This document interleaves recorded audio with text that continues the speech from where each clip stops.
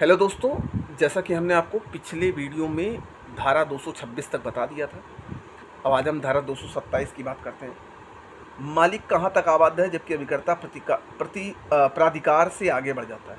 मालिक कहाँ तक जिम्मेदार होता है जब एजेंट उसके अधिकार से आगे बढ़ जाता है।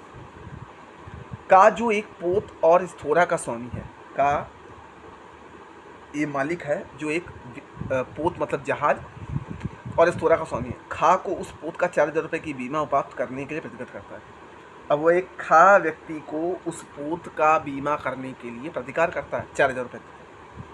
खा पोत को 4,000 रुपये का एक बीमा और स्थोरा का समान राशि का दूसरा बीमा उपाप्त करता है। का पोत के बीमे के लिए प्रीमियम देने का आबद्ध है, किंतु स्थोरा के बीमे के लिए प्रीमियम देने का आबद्ध नहीं।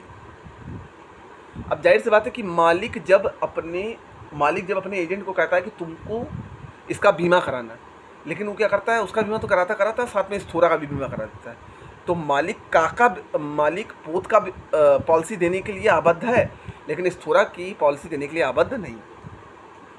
धारा 228, मालिक आबद्ध ना होगा जहाँ के अभिकर्ता का प्रतिकार से परे किया गया कार्य पृथक नहीं किया सकता। अब देखिए, मालिक उस जगह आबद्ध नहीं होगा जब अभिकर्ता मतलब एजेंट उसके अधिकार के परे कोई काम करता है। जैसे का अपने लिए 500 भेड़ खरीदने के लिए खा को प्रतिगत करता है। अब ए नाम का व्यक्ति अपने लिए 500 भेड़ खरीदने के लिए बी को नियोजित करता है।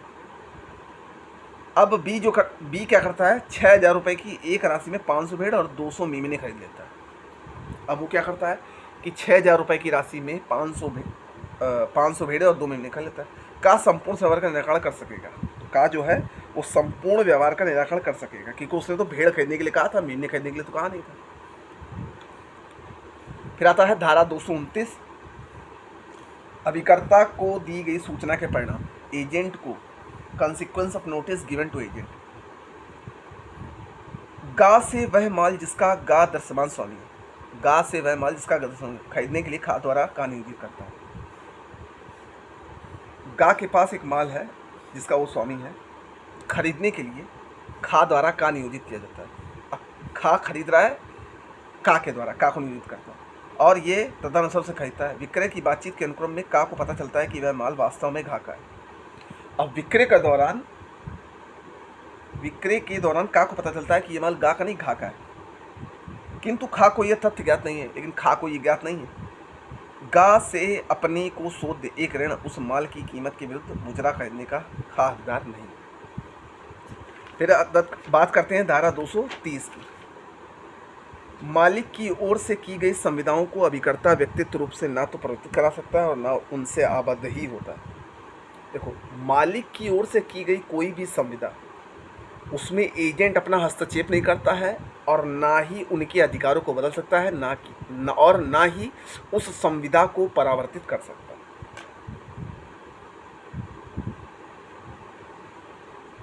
जैसे मालिक का नाम नहीं प्रकट कर सकता है और संविदा को क्रय विक्रय के लिए नहीं दे सकता है। अब आता है धारा 231, अप्रकटित अभिकर्ता द्वारा दी गई संविदा के पक्षकारों का अधिकार। अप्रकटित अभिकर्ता द्वारा दी गई संविदा के पक्षकारों का अधिकार। अप्रकटित अभिकर्ता मतलब ऐसा एजेंट जिसको प्रकट नहीं किया गया। अगर कोई संविदा की जाती तो उसका अधिकार क्या है। यदि मालिक संविदा पूर्ण होने पर अपने आप को प्रकट करते तो संविदा करने वाला दूसरा पक्षकार उसे संविदा पालन करने से इनकार कर सकेगा। अब देखिए, कहने का मतलब ये है कि अप्रकटित अभिकर्ता,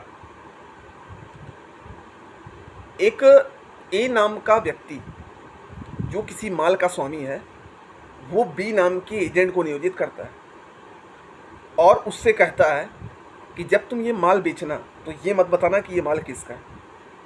अब सी वो माल खरीद रहा, उसने पूछा कि भाई मालिक कौन है, उसने नहीं बताया, ठीक है। अब संविदा पूर्ण हो जाने के पहले वो मालिक सामने आ जाता है और सी जो है मना कर सकता है उस माल को खरीदने के लिए, क्योंकि जब उसने पूछा तब उसको बताया नहीं गया तो वो मना कर सकता है। तो ये हमारे धारा 232। अब आते हैं धारा 233, व्यक्तिक रूप से दायी अभिकर्ता से व्यवहार करने वाला व्यक्ति का अधिकार।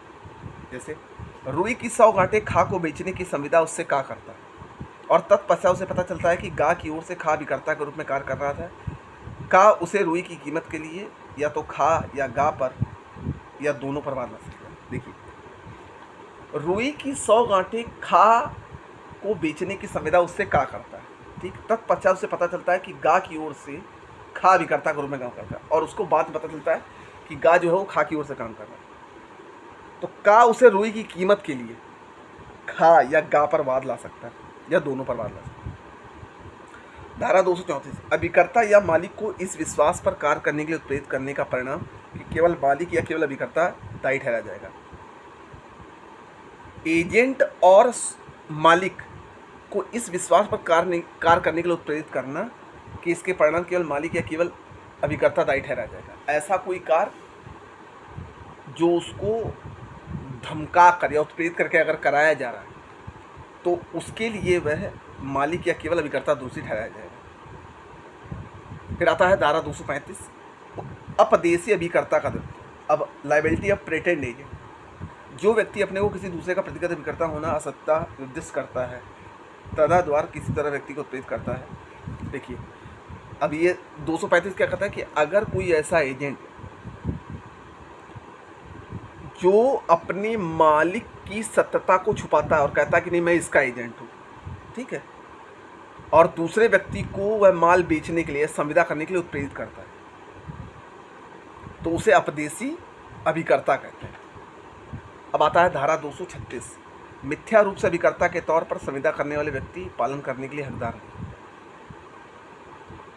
मिथ्या रूप से अगर कोई झूठ से या बेईमानी से कोई एजेंट अगर कोई संविदा करने वाले व्यक्ति का पालन करने के लिए हकदार नहीं।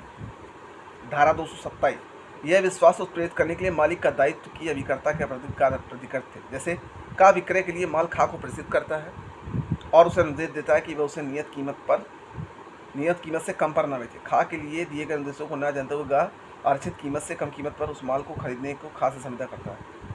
का उस संविदा से बदला। अब जैसे कहने का मतलब है कि ए जिस संपत्ति का मालिक है वो उसे वह एक एजेंट बी को नियोजित करता है और उससे कहता है कि देखो भैया ये जो सामान है इससे कम कीमत पर तुम नहीं बेच सकते, ठीक है, तो वह उसके लिए अब आबाद हो जाएगा। फिर आता है धारा 229, अभिकर्ता द्वारा दुर्व्यसन या कपट या करार का प्रभाव।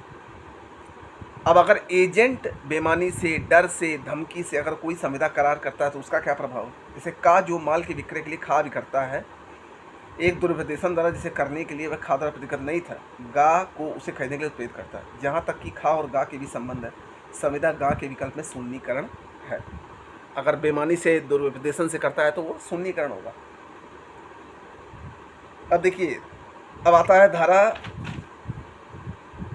239 से 266 भागीदारी के विषय में है। भारतीय भागीदारी अधिनियम 1932 की धारा 73 अनुसूचित 2 द्वारा निर्देशित कर दिया गया।